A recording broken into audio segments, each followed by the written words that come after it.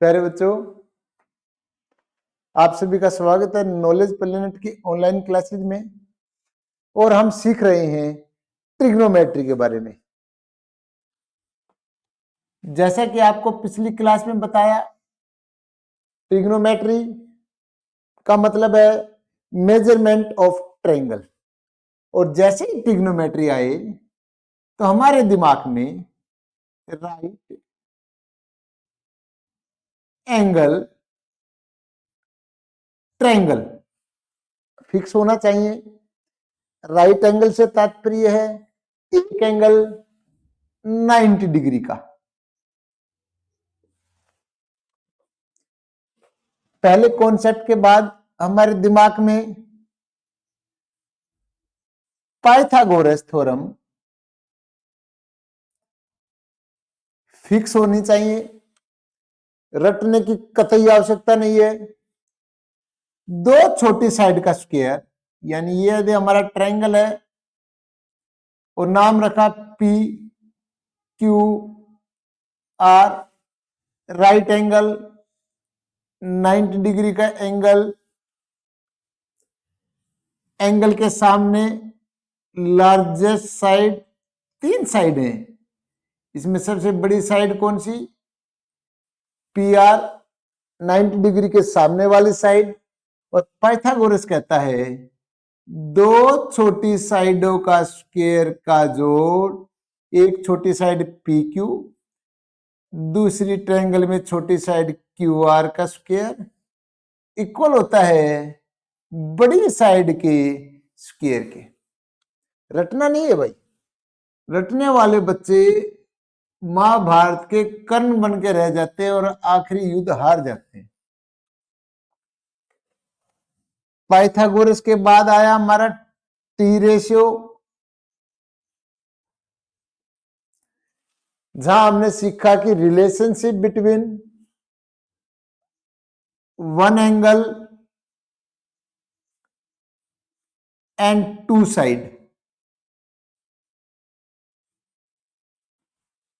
Important T ratio कौन? Sign,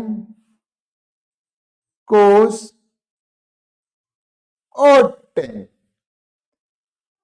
याद रखना प्यारे बच्चों, जब तक साइन कोस टेन के आगे कोई एंगल मेंशन ना हो, चाहे पी या आर, इसकी कोई वैल्यू नहीं। सपोज कर लीजिए हमने लिखा P, angle P, angle P.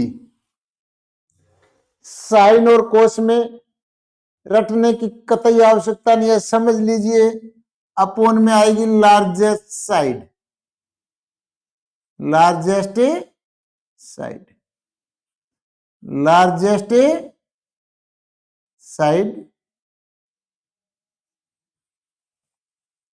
S, S का मतलब सामने, किसके सामने? एंगल पी के सामने वाली साइड। पी के सामने कौन? Q R. अब ध्यान से देखिए, Q R upon P R. सामने वाली साइड साइन में आ चुकी है, तो पी के साथ दो साइड, ये और एक तरफ largest side. Largest side upon में है तो बराबर वाली एडजेसेंट। एडजेसेंट का मतलब होता है प्यारे बच्चों पड़ोसी। तो adjacent side P Q upon P R. ध्यान से समझिए, यदि क्लास के अंदर ध्यान से कान भी खोल के सुन लिया आपने, तो भी ट्रिग्नोमेट्री के नंबर पूरे पूरे आपकी जेब में। 10p sine P upon cos P. S का मतलब सामने वाली साइड, सामने किसके सामने? एंगल पी के सामने। और कोस एडजेसेंट वाली यानी पड़ोसी साइड। इसमें लार्जेस्ट साइड नहीं है, ध्यान देना, लार्जेस्ट साइड नहीं है। ये लार्जेस्ट साइड गई कहां पर? जब हम एक दूसरे के Q R upon P R और इसके भी अपोन में जब फ्रैक्शन के अपोन में फ्रैक्शन करेंगे तो नीचे वाला फ्रैक्शन डिनोमिनेटर न्यूमरेटर बन जाएगा और न्यूमरेटर डिनोमिनेटर, यानी ये जो है ये रेसिप्रोकल होके मल्टीप्लाई हो जाता है P R upon P Q, जहां पर पी आर कट जाता है। ये सिर्फ कॉन्सेप्ट के लिए बताया गया आपको, लेकिन आपको ये रटना नहीं है, आपको तो याद रखना सामने वाले पी अपॉन में एडजेसेंट पी, क्यों, साइन अपॉन में कोस, जैसे कि हमने बताया एस सामने वाली साइड, सी एडजेसेंट वाली साइड। तो इसने कॉन्सेप्ट को समझ लीजिए। अब हम 90 डिग्री की बात करते हैं। अब एंगल तो 0 डिग्री से लेकर 0 डिग्री 1 2 3 4 5 6 7 8 9 10 ऐसे रोटेट होते रहते हैं 360 डिग्री और उससे भी आगे। हर एक एंगल को हम बिना कैलकुलेशन के, बिना बुकलेट में देखे हुए हम सबको याद नहीं कर पाते। इसलिए आपके जो सवाल पूछे जाते हैं ताकि बच्चे को समझ में आया या नहीं आया, इसके लिए जो चौथा कॉन्सेप्ट आता है ये टी रेशियो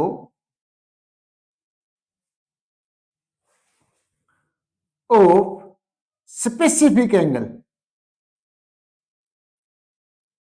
स्पेसिफिक एंगल क्या, फिक्स एंगल कर रखे हैं, कौन कौन से, 0 डिग्री,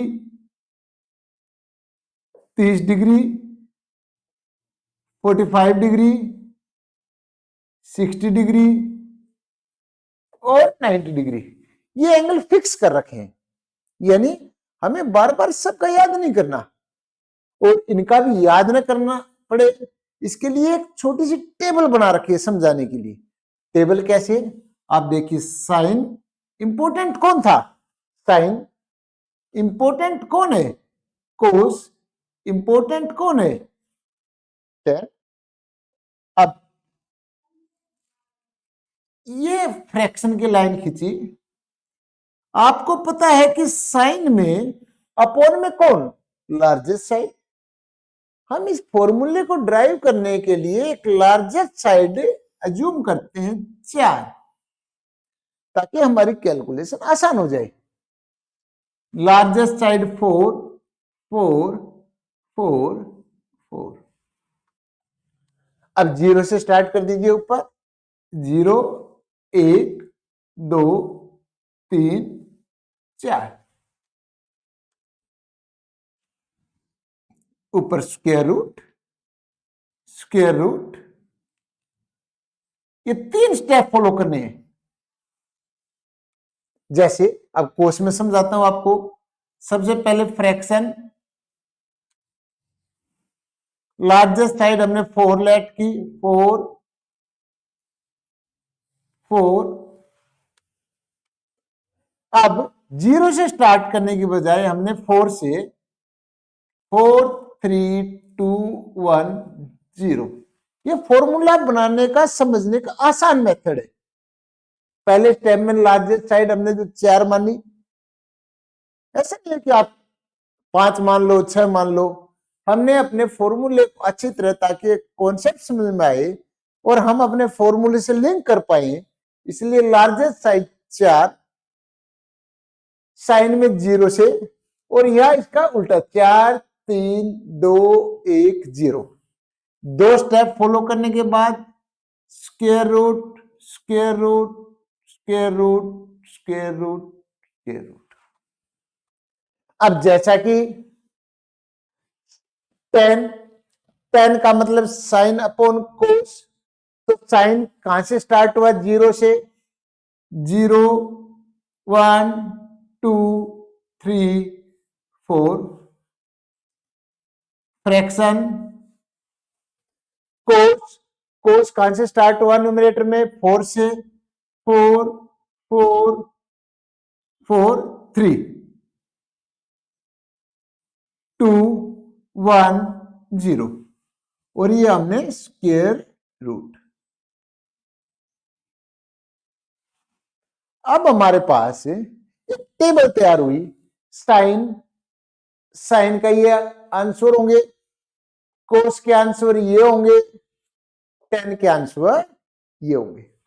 अब हमें मान लीजिए कोस का आंसर चाहिए 45 में, तो कोस का 45 के नीचे लेट कीजिए, दिस इज द आंसर।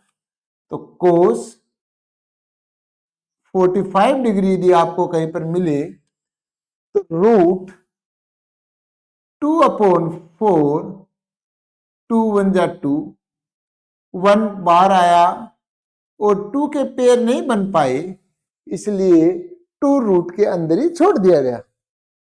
यदि अब हमें देखना हो 10 60 डिग्री, 10 की लाइन देखिए, 10 और 60 के नीचे √3/1, 3 का पेयर नहीं बन पाया इसलिए √3, और 1 डिनोमिनेटर में लिखिए या मत लिखिए, तो √3 इज द आंसर। जब भी हम सवाल करेंगे तो सवाल के अंदर जितने भी सम्स होंगे मोस्टली 0, 30, 45, 60 और 90 यानी स्पेसिफिक एंगल्स के बारे में।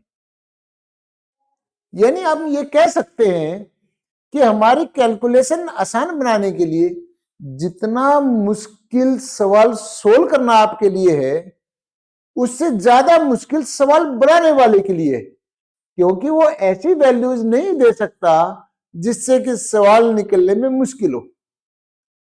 पहले ही स्टेप पता होता है कि भाई ऐसे ऐसे ये सवाल सोल्व होगा। हम अपनी मर्जी से सवाल नहीं कर सकते कि कुछ भी कह दिया, उसका कुछ लॉजिक होता है। तो जब भी हम पी रेशियो में बात करेंगे तो स्पेसिफिक एंगल्स के बारे में, यदि इन एंगल्स के अलावा 1 2 3 4 5 की वैल्यू होगी तो आपको गिवन मिलेगा कि भाई इसको इतना जूम कीजिए, या उसके लिए अलग से बुकलेट होगी जिसमें कि आपने 11th 12th की फिजिक्स केमिस्ट्री किताबों में देखोगे आप, या मैथ की बड़ी किताबों में देखोगे हायर क्लासेस में, तो उसके नंबर लिखे हुए होते हैं।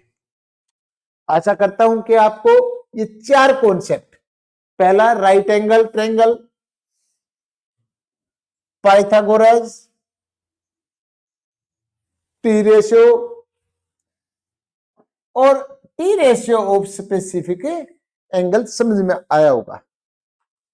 बच्चों अब सीखेंगे हम आइडेंटिटी।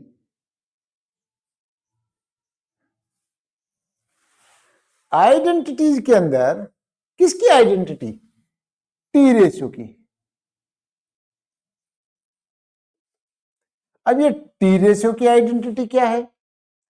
2 या 3 टी रेशियो को मिलाकर जो फॉर्मूला बनाया गया है ना, उसी को टी रेशियो की आइडेंटिटीज कहते हैं। जैसे साइन स्क्वायर थीटा, ये थीटा है क्या भाई? 3 एंगल होते हैं, एक एंगल 90 डिग्री का, और जो 2 एंगल बच गए उसमें एक्स वाई जेड जिस प्रकार नाम रखते हैं, उसी प्रकार एंगल को हम थीटा से रिप्रेजेंट करते हैं। तो sine square theta plus cos square theta is equal to 1। पहली आइडेंटिटी यानी एक फॉर्मूला बन गया भाई, 1 plus tan square theta is equal to sec square theta. दूसरा फॉर्मूला, और 1 plus cot square theta is equal to cosec square theta, ये तीसरा फॉर्मूला। यानी 3 आइडेंटिटी पूरे के पूरे ट्रिग्नोमेट्री के अंदर ये 5 ही कॉन्सेप्ट हैं। और आइडेंटिटी का जो 5वां कॉन्सेप्ट है, इसमें 3 फॉर्मूले, लेकिन 3 फॉर्मूलों का इस्तेमाल कैसे होता है? अब देखिए भाई, मान लीजिए हमने sine square theta plus cos square theta is equal to 1 अब मुझे साइन स्क्वायर चाहिए यदि कोस स्क्वायर दे रखा हो, तो साइन स्क्वायर थीटा निकालने के लिए कोस स्क्वायर को दूसरी साइड शिफ्ट करना है, 1 प्लस का निशान है, तो प्यारे बच्चों उधर जाकर माइनस कोस स्क्वायर थीटा। जैसे ये उधर गया, आप ध्यान से देखोगे यहां एक फॉर्मूला बन गया, किसका? ए स्क्वायर माइनस बी स्क्वायर का। और ये फॉर्मूला क्या है? एक बार माइनस और एक बार प्लस। अब कोई कहे कि ये तो सर नया फॉर्मूला बन गया। नहीं भाई, ये सिर्फ इस फॉर्मूले का डेरिवेशन है। अब यदि मुझे चाहिए कोस स्क्वायर थीटा, तो अब साइन स्क्वायर थीटा को दूसरी साइड भेज दिया भाई, फिर फॉर्मूला बन गया ए का स्क्वायर और बी का स्क्वायर। कोस स्क्वायर थीटा इक्वल है किसके? ये फॉर्मूले को आप ड्राइव कर दीजिए, एक बार माइनस और एक बार प्लस। नया फॉर्मूला बन गया भाई, एक फॉर्मूला, ये दूसरा फॉर्मूला और ये तीसरा। लेकिन ध्यान से देखोगे तो ये सिर्फ इसकी डेरिवेशन है, तो आप इसको रटना नहीं है, आप ड्राइव करना सीखिए। आप जितना अच्छा इसको ड्राइव करना सीखोगे उतनी आपकी अच्छी कैलकुलेशन रहेगी। आपको साइकिल मोटरसाइकिल चलाना सिखा दिया गया है, अब स्टंट कैसे मारना है ये आपको सीखना है। तो प्यारे बच्चों, आप इसी प्रकार 1 प्लस टेन स्क्वायर के भी दो फॉर्मूले और ड्राइव कर सकते हैं, 1 प्लस कोट का भी कर सकते। जिस तरह यहां पर मुझे 1 चाहिए तो कोट को दूसरी तरफ शिफ्ट कर दीजिएगा,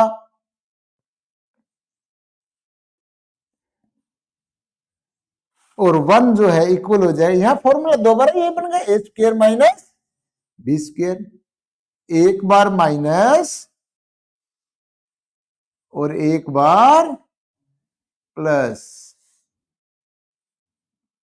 और इसी प्रकार आप आनंद लीजिए।